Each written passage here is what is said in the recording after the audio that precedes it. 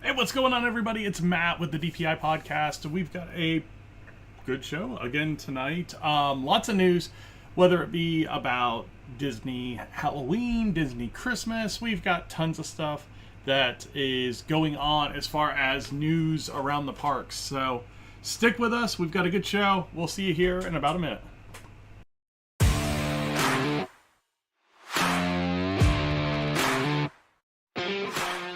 Hi, I'm Matt. Welcome to Disney Planning Insights. Through creative content and live shows, we explain the hidden details of the Disney experience so that our clients can execute memorable adventures. Together with Princesses and the Mouse Disney Travel, we have helped hundreds of clients plan, book, and prepare for magical Disney vacations. Let our experience help you avoid common planning mistakes and maximize the enjoyment on your next Disney trip.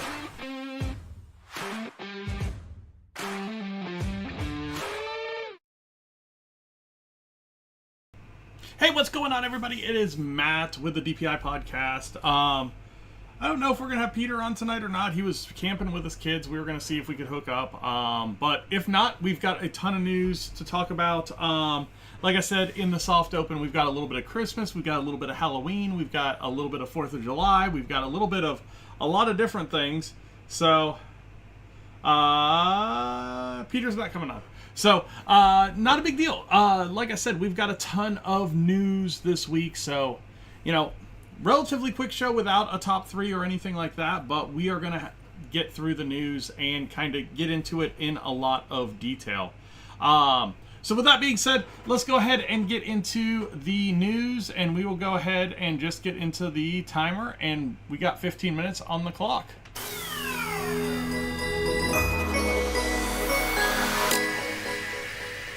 All right, so 15 minutes on the clock, and we've got news from Disney. So let's start over at Disney World. I think that's going to be the easiest place to start, and we will talk about a project that I kind of fell in love with when they announced it. It got some weird reviews from people when it came to looking at the project and kind of the feel of the project and that kind of stuff. And that was Reflections of Lakeside Lodge. And it was one of those pre-COVID things that when COVID happened, it just kind of got forgotten about. Like, nothing really continued with the project, and this is the new DVC location that's going to go back out where River Country was, in behind the Contemporary. So if you're riding the monorail through the Contemporary, it's on the back lake side of the Contemporary. And this was going to be accessible by boat only. Like I said, it was going to be a DVC property, and I was really, really excited for this property. Just a really, really cool design. Looked like, just a big lodge.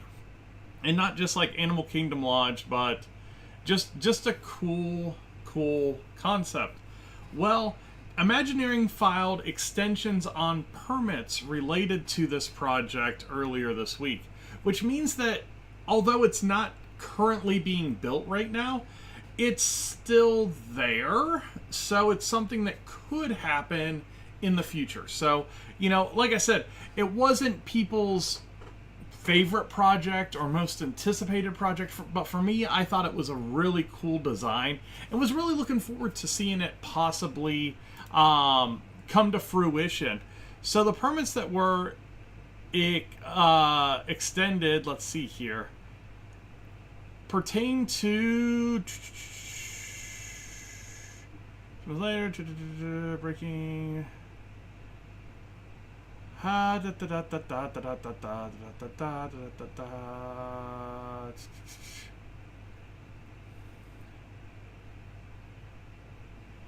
Basically, the permit was to connect the stockpile site to the Reflections DVC site via roadways. So that would have been kind of cool.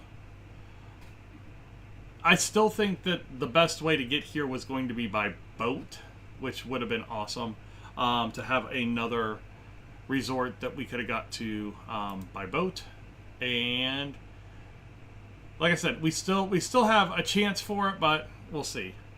Staying at Magic Kingdom, let's talk about how they're going to be doing the 4th of July this year. So, as most of you know, Disney does a great job, especially Walt Disney World does a great job with the 4th of July. We've been down there for the 4th. You know, it's around my birthday, so it's really cool to be down there. And we've done the 4th of July fireworks at the park. So, on July 3rd, Magic Kingdom is going to be open from 8 a.m. till midnight. On July 4th, 8 a.m. till 1 a.m. Disney Celebrate America show, 4th of July, Concert in the Sky, patriotic fireworks shows are on July 3rd and July 4th at 9:20. Only one show this year. In years past, they've done dual shows sometimes, and they especially will do that around New Year's. This year, one show. DJs are going to mix tunes, and it will be like the DJs, they'll usually put one up on Cinderella Castle stage after the fireworks, and then they'll sometimes be one back over where the Country Bear Jamboree is in between Frontierland and Liberty Square, or between Adventureland and Frontierland. So that will be cool. Epcot, July 4th, 9 a.m. to 9 p.m., so a little bit earlier opening time there. Epcot Forever will include a patriotic 4th of July grand finale, Heartbeat of Freedom. Show will take place at 9 p.m. Meet Mickey, Goofy, Donald in their Spirit of 76 attire at American Adventure. So cool. If you want to do that, special treats. Always Disney, if it's a holiday, they're going to have special treats. So you can go on Disney Parks blog and check those out. Two of them that they're highlighting: the 4th of July Liege Waffle at Connections Cafe in Epcot, and then the 4th of July Fruit Tart at Contempo Cafe in the Contemporary. Are the two that WDW Prep highlighted in their post. Also at Magic Kingdom, let's talk a little bit about Halloween. So we're getting some more details of Halloween, and like I said, we got a little bit of a mixed bag when it comes to Halloween and when it comes to Christmas this year. But let's start with Halloween. The Sanderson sisters in character form are going to be back in the form of Mickey, Daisy, and Clarabelle as the Sanderson sisters during the Boo to You parade. So good to have that back. They look really cute. Disney Parks has a cute picture of them on Main Street. Super excited to see that. And then also announced end of last week was Oogie Boogie Bash, and tickets went on sale today. So Oogie Boogie Bash, we knew it was coming back, and we knew that it was going to be a highly anticipated event because it tends to be more diverse than Mickey's Not So Scary at the Magic Kingdom. They've got a lot of different concepts that they have, with the Cars Land, and then they usually have like a Dia de los Muertos, like Day of the Dead type thing going on, and then your traditional Halloween and stuff like that. So those went on sale today, and one of the things that kind of stuck out to me when I saw that they went on sale today, and let me see if I can find it because I know I retweeted it to myself, was that wonder if I put it in there, that a lot of the dates were already sold out, and that was relatively early this morning. A lot of dates were sold out. I know who had it, so let me find it real quick. So looking at the calendar, it looks like September 19th, September 21st, 24th, 28th were already sold out. October 8th, 12th, 15th, 22nd were already sold out. But Halloween was still available. So, and this was at about, it was 3 hours ago. So about 4:45 Eastern time. So yeah, it's one of those things that I feel like it's going to sell out relatively quick So make sure that you know that you're going to be getting in there and get your tickets as soon as you can. Let's go back there. I don't want that one. There we go. Going back to Magic Kingdom, Fairy Tale fireworks. So Fairy Tale with Ferry, like in the ferry boats. Sparkling Dessert Cruise returns July 12th with higher pricing. So this is a cool little thing where they'll take you out on the Seven Seas Lagoon, which is that little body of water between the Contemporary, the Polynesian, and Grand Floridian. Little pontoon boat. You'll have snacks out there. And watch the fireworks from one of those little pontoon boats. The experience now is going to be $130 per adult and $100 for children, 3 to 9.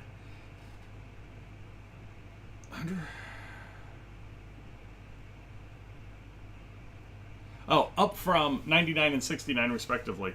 So about a $30 increase on both sides.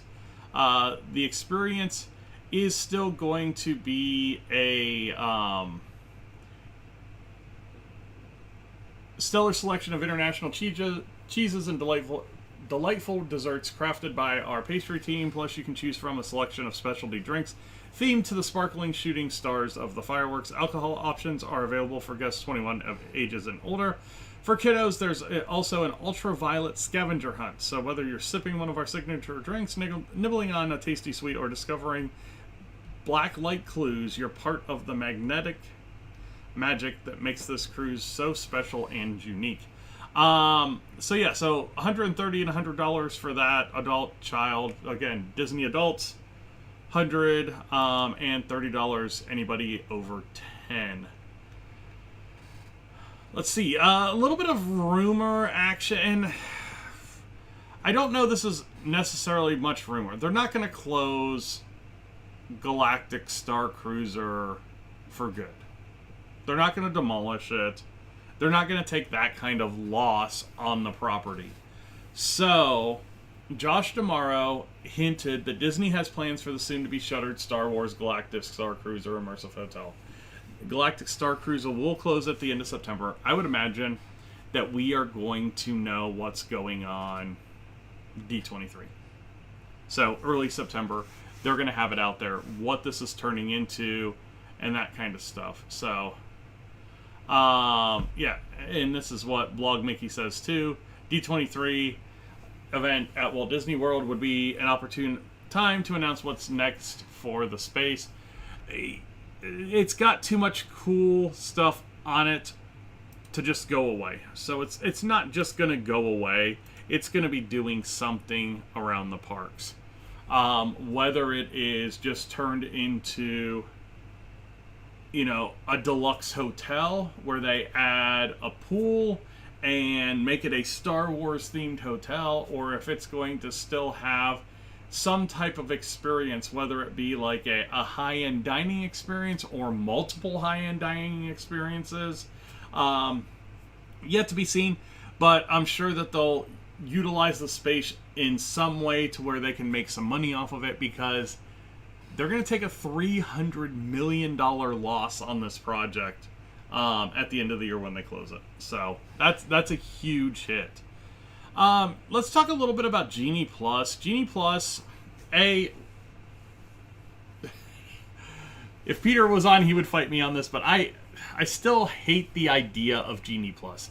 People buy it, it's going to stick around, so just get used to it, because apparently people are smarter than their wallets, I guess. And beginning June 27th, so today, Walt Disney World will introduce park-specific Genie Plus pricing. So depending on what park you're at, your Genie Plus will be a different price. If you have a park hopper, you can either purchase it for one of the parks that you're going to be at, or you can purchase it for multiple parks for the day. The multiple parks price will probably always be the peak price of the thing. So like on the example that they gave on Disney Parks blog, The multiple parks one was $27. Magic Kingdom was $27. And this is per person for Genie Plus. So, to me, it's one of those things that, again, if it's a once-in-a-lifetime trip, you only plan on going once, you're never going back, you know you're never going back, does it make sense? Yeah, it makes a little bit of sense. But if you're somebody like, hey, we're going to go back every couple of years, that kind of thing, it's how much do you value your money versus your time? And to me, I don't know. It's one of those things that says you didn't plan well, so you've got to figure out how to get around the system a little bit, even though that's the system now. It's not getting around the system by any means. It's just, that's what you got to do. I mean, that is your option to do stuff now, is Genie Plus. So, a little bit of Christmas news. So, halfway to the holidays was a couple of weeks ago. We got word today that the Toy Soldier Marching Band will be returning to the Once Upon a Christmas parade that is during Mickey's Very Merry Christmas Party. There had been a scaled down version of this, about 9 soldiers in the party since COVID. The full band normally has, 24, 28 toy soldiers. So it'll be cool to see that back. Again, it's just one of those things that as they're getting more of their cast back, as they're getting the college program rebooted and back up, you're starting to get some of these little pieces back for the parties and the shows and that kind of stuff that makes Disney kind of that destination for entertainment that it's kind of been lacking for the last couple of years. I mean, just to be honest. All right, so that was my timer. I've got one more thing on the news, and it is Cirque du Soleil has put together a $59 summer ticket offer, and that is going to be in seat categories 1, 2, 3, and 4, and is shows June 23rd through September 30th, and it's a limit 8 tickets per transaction per guest. Tickets must be purchased online at the Cirque du Soleil box office or at the Drawn to Life box office at Disney Springs. You just have to mention the sizzling summer savings offer, and tickets are non-refundable, non-exchangeable, blah, blah, blah, blah, blah. So Peter raves about Drawn to Life. Great. I rave about Cirque du Soleil. I love Cirque du Soleil stuff. So just a lot of really cool things going on around the parks. 15 minutes worth of news. So no, that's really good for this week. While I've got all of you guys here, a few things on the show side. We are working on some new shorts. So I kind of mentioned it on last week's show. We had our first one hit on last Wednesday. The This or That Disney shorts are starting to pop up on the channel. So we're going to try and do 1 or 2 a week. We actually brainstormed about 40 of them with the kids over the weekend. So we're going to be working on those, getting those together and getting those put up on the channel here, throughout the rest of the year.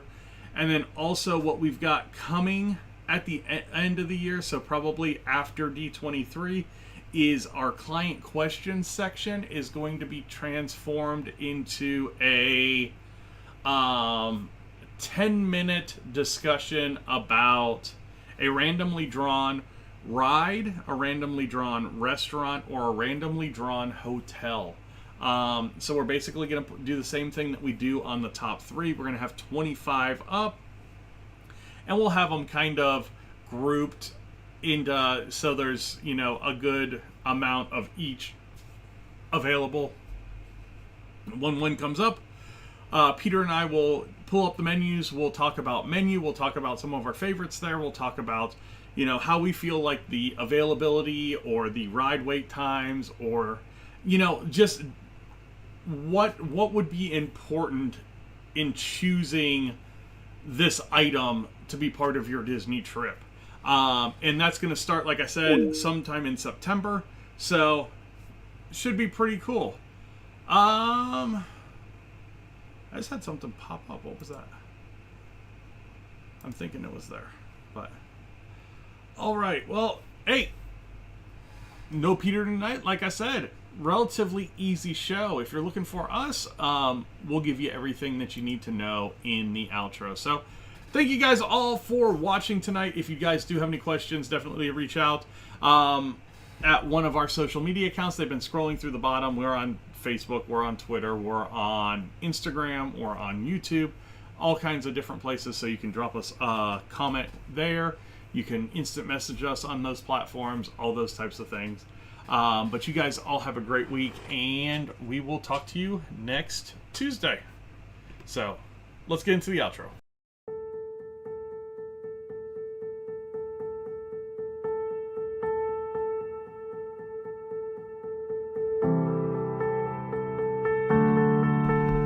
Hey, nobody joined us tonight. We just had a new show, which is not so terrible. Next week we'll be back with Peter with Princesses and the Mouse Disney Travel and a new top 3 episode.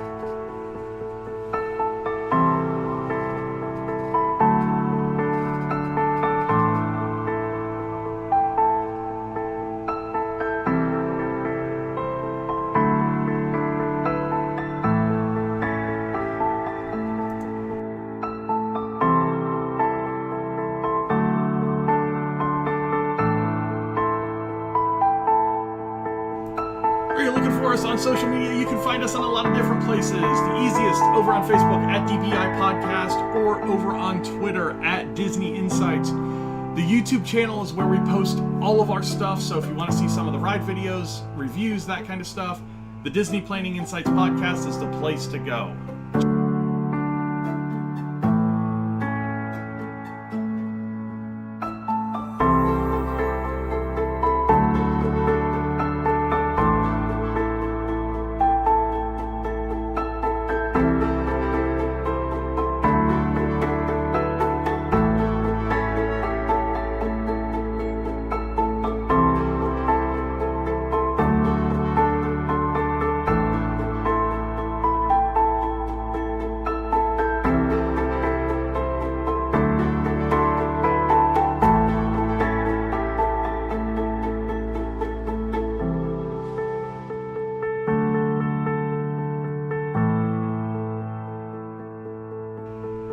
Thank you guys for watching, sharing, liking, everything that you do throughout the week. You guys have a wonderful week, and we will talk to you next Tuesday.